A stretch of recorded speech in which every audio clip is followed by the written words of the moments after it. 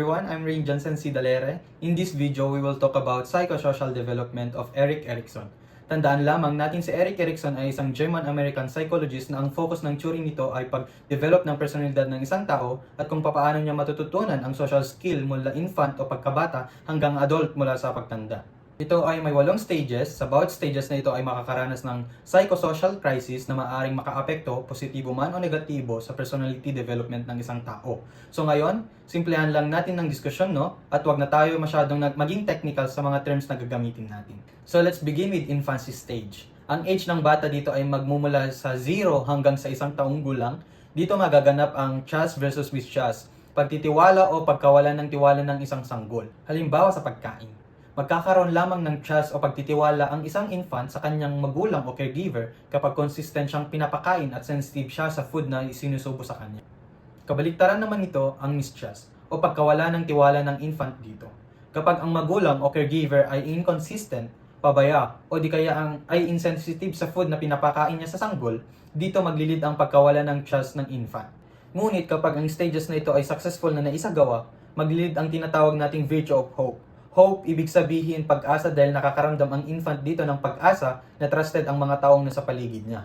Sunod ang early age, mula 1 hanggang 3 taon, dito naman umuusbong ang autonomy o kalayaan versus shame or doubt o kahiyaan at pagdududa sa isang bata sa kanyang sarili. Halimbawa, kapag ang bata ay ini-encourage natin to do something by his or her own way, kumbaga binibigyan natin ng bata ang kalayaan o independence, dito magde-develop ang kanyang confidence at kakayahang gawin ang bagay kahit na walang tulong ng iba. Subalit, kapag ang bata ay ino-overcontrol at criticize negatively ng kanyang magulang o ng mga taong nasa paligid niya, dito nagsisimula na ma-feel ng bata ang pagkahiya sa sarili at pagdududa sa ability. Ngayon, kapag successful ang stage na ito, magaganap dito ang virtue of will o desire o di kaya tinatawag nating nais ng isang bata kung sa Filipino. Pangatlo, ang play stage. Mula 3 hanggang 6 na taon, dito naman nagaganap ang inisyatibo, paggawa ng bagay, batay sa sarili niyang pag-iisip, versus guilt o pagdududa ng kanyang sarili.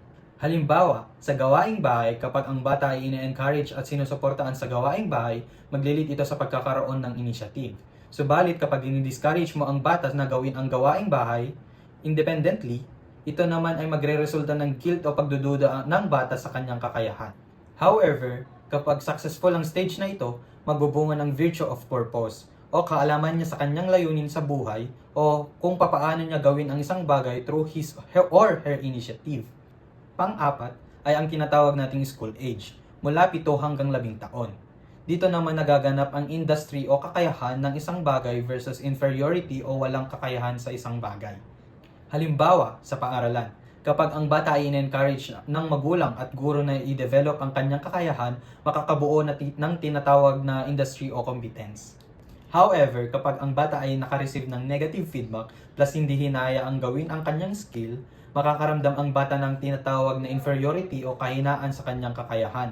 Again, kapag successful ang stage na nagaganap, dito, magkakaroon ng isang bata ng virtue of competence o kakayahang gawin ang isang bagay.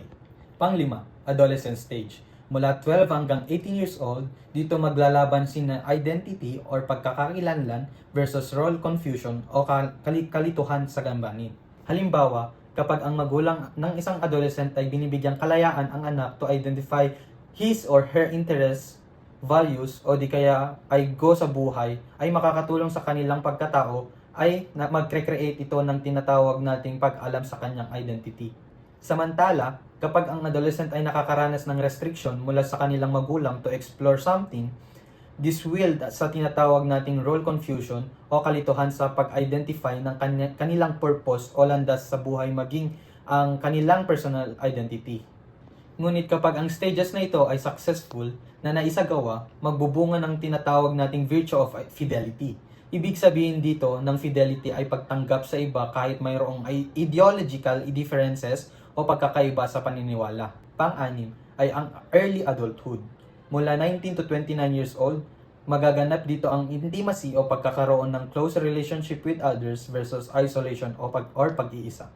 Halimbawa, kapag ang isang tao ay nagkaroon ng mutual relationship with others, maglilive ito sa intimas o na sinasabi habang kapag ang isang tao naman ay magkaroon ng struggle o to form close relationship with others, magiging sanhi ito ng isolation ng isang tao o pag-iisa. Kapag successful naman na navigate ang stage na ito, magkakaroon ng virtue of love o pagmamahal sa ibang tao. Pangpito ay middle age mula 40 to 65 years old.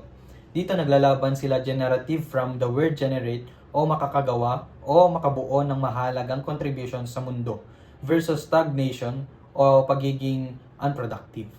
Halimbawa, kapag may nagawang magandang contribution sa society natin, papasok ang generative. Samantala, kapag unproductive ang tao sa kanyang buhay sa stage na ito, maglalat ito ng stagnation o pagiging stagnant. Kapag successful naman ang stage na ito, maglilid ito sa tinatawag nating virtue of care. Caring people, kumbaga. As, dito ang old age mula 65 hanggang kamatayan. Dito nagbabangayan sina ego integrity versus despair.